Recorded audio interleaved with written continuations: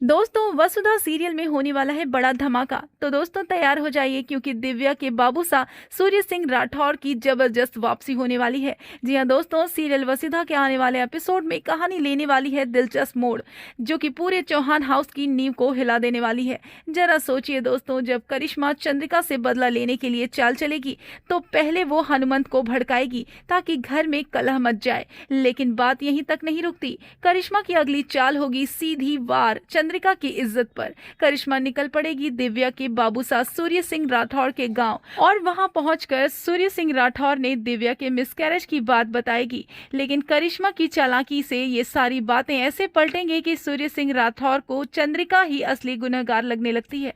और फिर सीन दूसरा दिखाया जाता है, आग लगाने वाला। सूर्य सिंह राठौर अपने बेटे और अपने आदमियों के साथ जयपुर चौहान हाउस पहुंचेंगे। घर के दरवाजे पर गूंजेगी उनकी दहाड़, चंद्रिका चंद्रिका।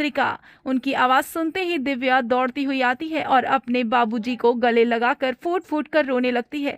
वहीं दूसरी तरफ चंद्रिका चौंक कर बाहर आती है और कहती है, अरे भाई साहब, आप यहाँ ऐसे अचानक, सब ठीक तो है ना?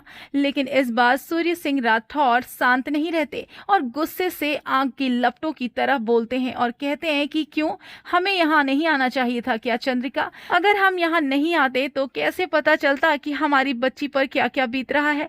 तुमने हमारी बेटी दिव्या के साथ जो किया है ना, वो माफी के लायक नहीं है।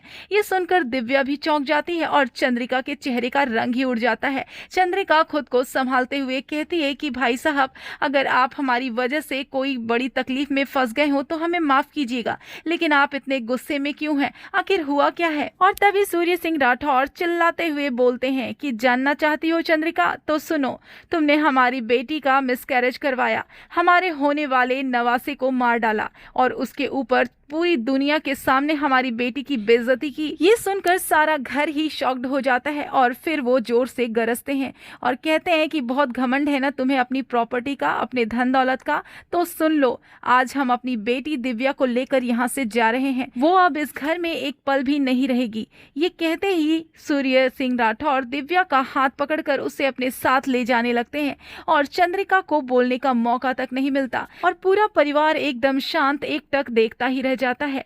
लेकिन दोस्तों, अब बड़ा सवाल ये है कि क्या वाकई में सूर्य सिंह राठौर को दिव्या को अपने साथ ले जाना चाहिए? क्या चंद्रिका निर्दोष है या वाकई में उसने दिव्या के साथ ये साजिश रची है? दोस्तों, आप भी हमें कमेंट करके जरूर बताइए कि वसुधा के ये नए ट्विस्ट आपको कैसे लगते हैं।